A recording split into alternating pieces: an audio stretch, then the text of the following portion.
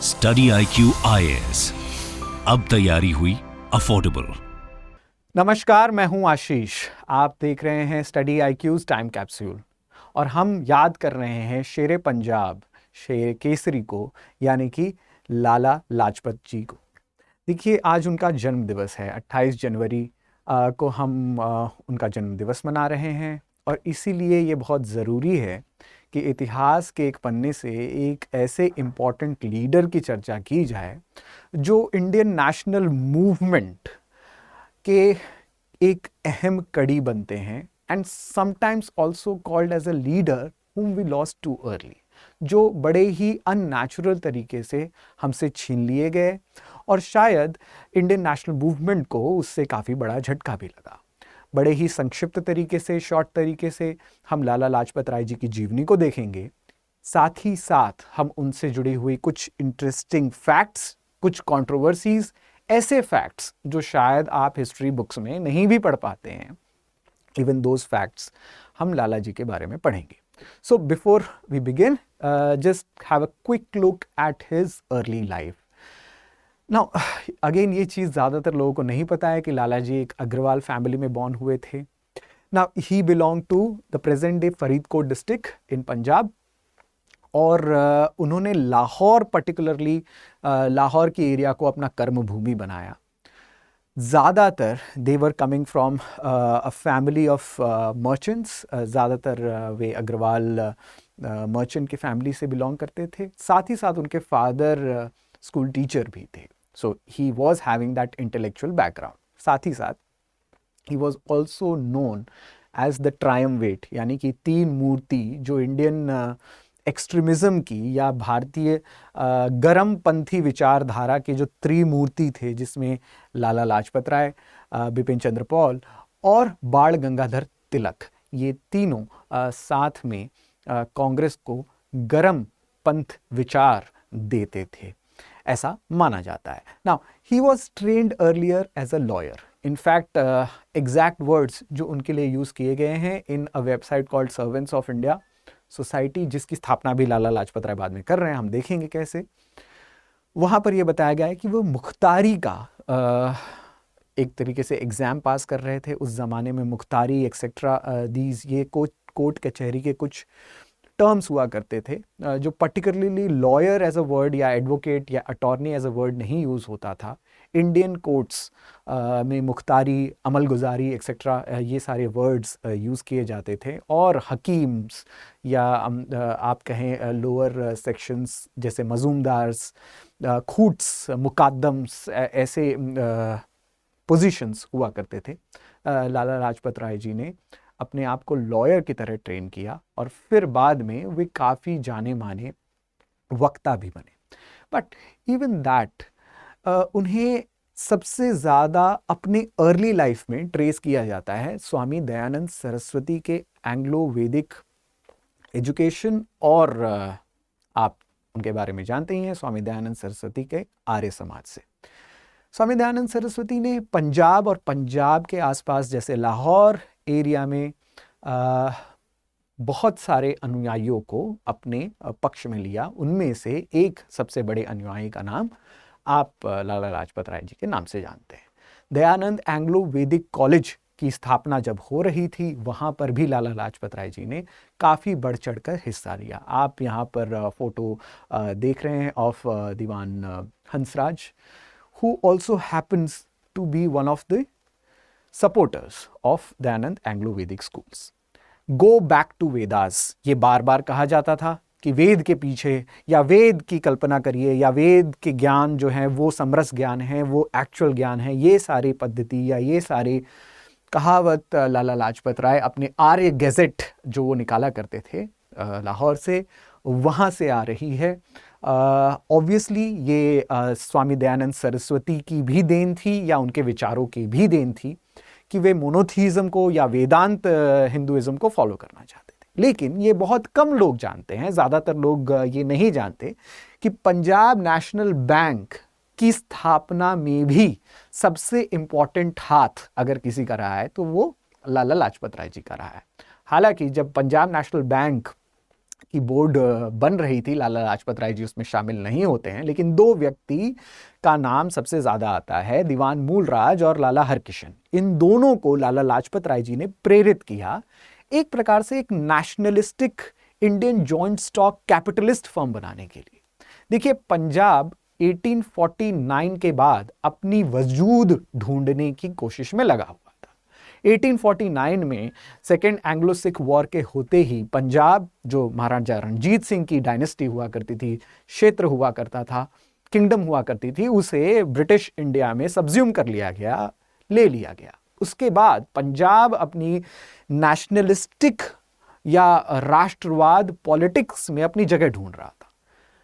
इसी में indigenous capital या इंडिजीनियस यानी कि भारत के द्वारा या भारतीयों के द्वारा खड़े किए गए कंपनी का सपना अगर कोई देखता है तो उसका श्रेय सबसे पहले भारत में लाला लाजपत राय जी को जाता है।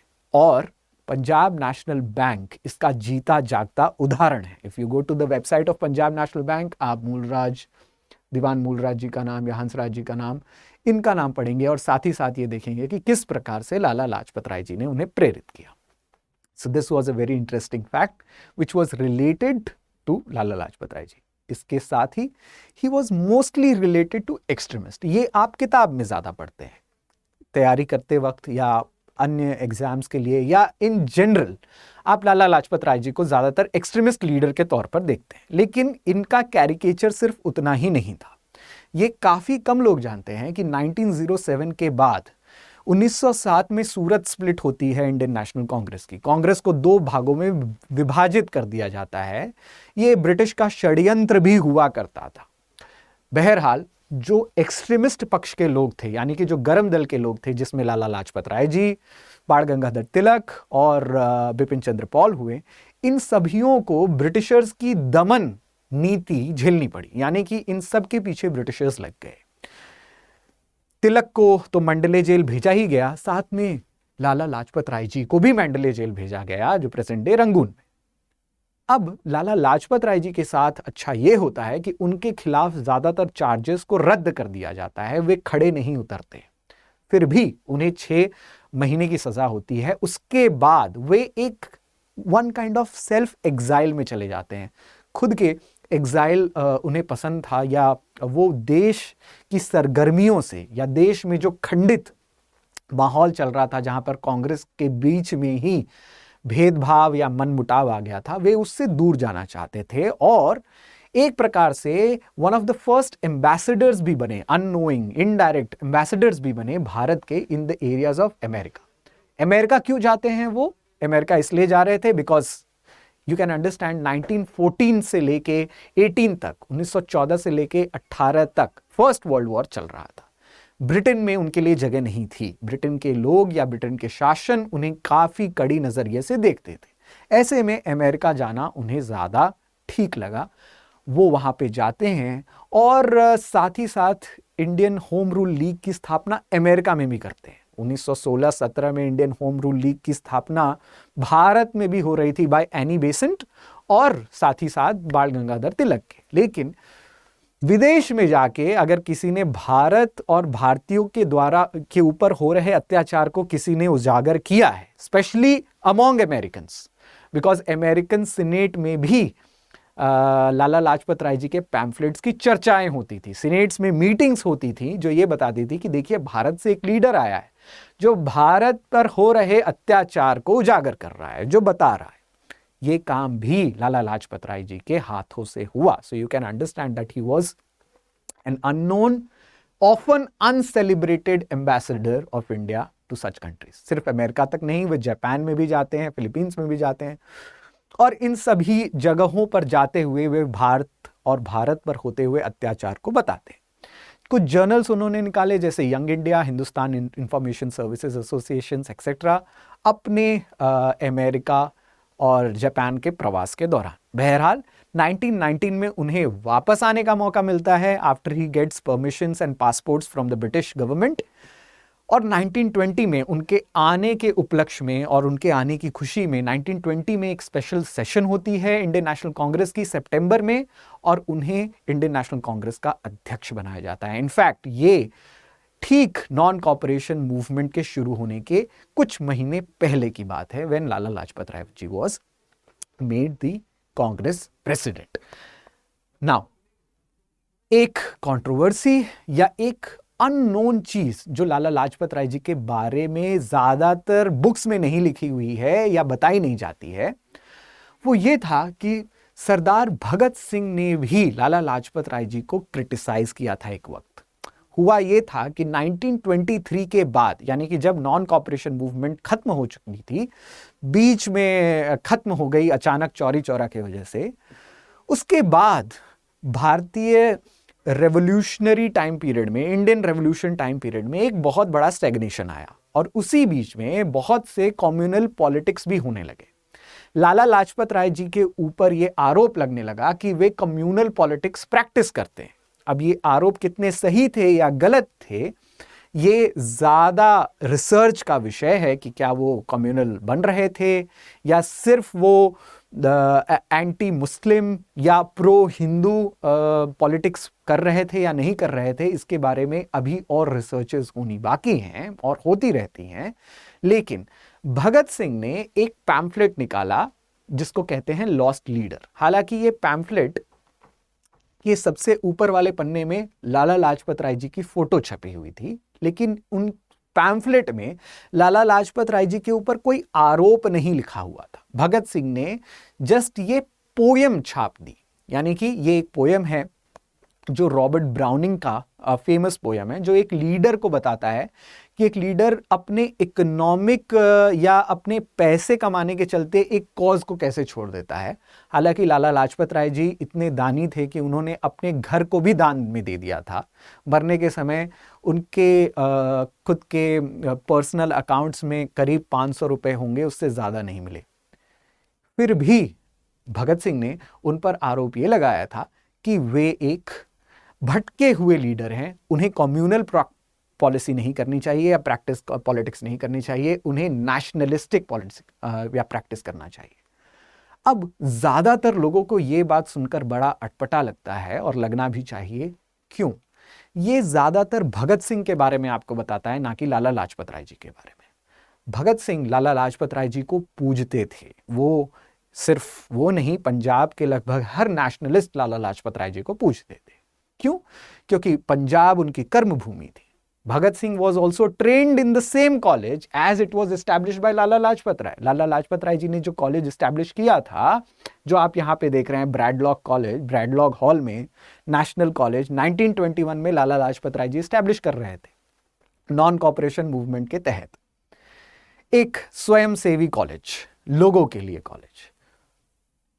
लेकिन जो व्यक्ति लाला लाजपत राय जी के मृत्यु का बदला लेता है, भगत सिंह ने यह कहा था that a man who is revered by millions, जो मिलियंस के द्वारा पूजा जाता है, उस आदमी की अगर कोई हत्या करता है, स्पेशली कोई ऑफिसर हत्या करता है, तो हमें उसका जवाब देना है। ऐसे भगत सिंह जो लाला लाजपत राय जी के लिए फांसी पर चढ़ने से 2 कदम नहीं हिचकिचाए, ऐसे भगत सिंह ने भी उन्हें क्रिटिसाइज किया। ये उनके उदारवादी चेहरे को बताता है। ये बताता है कि इंडियन नेशनल मूवमेंट अपने इंटेलेक्चुअल लेवल पर कितनी ज्यादा डाइवर्स थी या कितनी ज्यादा धनी थी। बहरहाल ये तो कहानी थी लाला लाजपत राय जी की और भगत सिंह की। But before we go to the next part of the story, मैं कोशिश कर रहा हूं आपको ये बताने के लिए, for those who are preparing for 2024 mains. देखिए, फाउंडेशन ऐसी हिस्ट्री की या ऐसी स्टोरीज की बहुत ज़रूरी होती है। टाइम कैप्सूल में तो हम एक हिस्ट्री का एक चैप्टर लेके आपके सामने प्रस्तुत होते हैं, आपके सामने आते हैं। आज लाला जी की बर्थ एनिवर्सरी है, so we are discussing about that. But when it comes to the full part of history, because UPSC में आपको पूरी हिस्ट्री पढ़नी है, ancient, medieval, modern, science and tech, art and culture, current affairs, international relations, इन सब के लिए आपको चाहिए एक कॉम्प्रिहेंसिव फाउंडेशन बैच। ये कॉम्प्रिहेंसिव फाउंडेशन बैच आपको फ्रॉम स्क्रैच तैयार करता है in order to give exam. Prelims of 2023 is just in मे। सो मे में, अगर हम आज जनवरी में बात कर रहे हैं, तो मे की प्रीलिम्स लगभग हमारे SIP के बैचेस आगे निकल चुके हैं, बट आप निराश मत होइए। अब 2024 के लिए we have special courses for you, special foundational courses for you. आप उस समय प्रीलिम्स के लिए ना लेट हो जाएं, इसलिए आज से, अभी से तैयारी शुरू करिए। कैसे? फॉर एग्जाम्पल हमारे लेक्चर्स आपको नोट्स के साथ मिलते हैं। साथ ही साथ we make sure that foundational batches में बैच खत्म होने के बाद आपको टेस्ट्स, स्टिमुलेटेड टेस्ट्स UPSC के लेवल की दी जाएगी। साथ ही साथ in order to not get lost, है ना, कि जैसे कि आप भी ना घूम जाएं या आपके ऊपर भी एक बंदिश ना हो। और बंदिश किसकी होनी चाहिए? डिसिप्लिन की। बंदिश किसकी होनी चाहिए? Going to lectures every day, taking it from the comfort of your home, and of course making sure that it strikes right। आपको पता होना चाहिए कि आप सही में जो पढ़ रहे हैं वो UPSC में आ रहा है कि नहीं आ रहा है, क्या PYQs डिस्कस हो रहे हैं कि नहीं हो रहे हैं, पास्ट ईयर क्वेश्चंस आ रहे हैं कि नहीं आ रहे हैं। इन सब चीज़ों का एक ही सॉल्यूशन है, and that is foundation batches. Study IQ के foundation batches and the faculties are well trained, renowned all over India. और साथ ही साथ हमारी कोशिश ये रहती है कि आपको बायलिंगुअल भाषा में, हिंदी और इंग्लिश दोनों में, एक सरल तरीके से, ल्यूसिड तरीके से एक्सप्लेनेशन दी जाए। आप जो ये लेक्चर देख रहे हैं ये आप डेमो की तरह देख सकते हैं। This is one way through which we approach. मैं हिस्ट्री की बात कर रहा हूं बिकॉज मैं हिस्ट्री का टीचर हूं, बट आप इसी प्रकार से हमारे अन्य यूट्यूब वीडियोस भी देख सकते हैं, बट आपको कोड अप्लाई करना है ऐश लाइव ही। Now the prices are affordable, that is our motto also, affordability with quality. So affordability के साथ हम कोशिश करते हैं कि आपको जो चीज़ बताई जा रही है उसकी क्वालिटी में कोई कॉम्प्रोमाइज़ ना हो, कोई फ़र्क ना हो। आप दिल्ली आने की कोई ज़रूरत नहीं है। अगर आप बाहर भी हैं, दिल्ली से बाहर अन्य राज्यों में भी हैं, आप अपने घर के कंफर्ट में हमारे फाउंडेशनल कोर्सेज का लाभ उठा सकते हैं। So this is where I wanted to leave you. Now going forward with others. Now coming back to the Lahore. Lahore में उन्होंने नेशनल कॉलेज की स्थापना की, लाला लाजपत राय जी ने।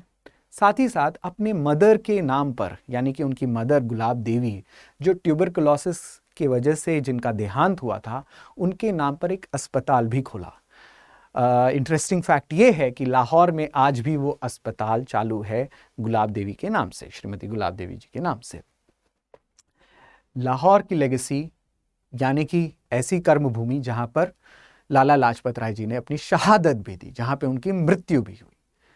साइमन कमीशन जब लाहौर में आ रहा था 1927 में, लाला लाजपत राय जी ने एक नॉन वायलेंट तरीके से साइमन कमीशन के खिलाफ एजिटेशन किया। लाहौर के रेलवे स्टेशन पर सॉन्डर्स के द्वारा छाती पर लाठी खाने के बाद भी उसी शाम लाला लाजपत राय जी ने भाषण दिया that one each blow on my body is the final nail in the coffin of British empire. यानी कि ब्रिटिश एम्पायर के ताबूत में वो आखिरी कील होगी, एक एक लाठी जो आपने मारी है। आप समझ सकते हैं कि अगर आपको और हमें एक एक लाठी भी पड़ जाए तो हमारे बदन सूज जाते हैं, हम निश्चल हो जाते हैं, कहीं पड़ जाते हैं, बुखार आ जाता है या कुछ हो सकता है, राइट। लाला लाजपत राय जी लाठियां खाकर अपनी छाती पे 63 साल के वयोवृद्ध आदमी, यानी कि बूढ़े आदमी, लाठी खाकर उसी शाम को स्पीच दे रहे थे उसी लाहौर स्टेशन पर। और बाद में वे उस चीज से उभर नहीं पाते हैं। He is not able to come up, and as a result we lose a leader too early. Bhagat Singh ने जिस लीडर को क्रिटिसाइज किया, जिसे कहा कि आप भटक गए, और फिर एक पुत्र की तरह बदला लिया उसी चीज का, उसी ब्रैडलॉग हॉल के सामने जहां पर वो पढ़ा करते थे, ASP सॉन्डर्स को वो मौत के घाट उतारते हैं। ये एक समृद्ध इतिहास है जिसे बार बार बताना, समझा और पढ़ा जाना चाहिए। So I hope you liked the presentation on Lala Lajpat Rai ji. मैं एंड करना चाहूंगा गांधी जी के कोट के साथ। गांधी जी कहा करते थे, Lala Lajpat Rai is dead but he means an institution. वो अपने आप में एक इंस्टीट्यूशन है। Men like Lalaji cannot die until and unless sun shines on India. जब तक सूर्य है, लाला लाजपत राय जी भी अमर रहेंगे और शायद उनके विचार हमारे जहन में भी अमर रहेंगे. Thank you for watching Time Capsule. My name is Ashish. Study IQ IAS अब तैयारी हुई अफोर्डेबल.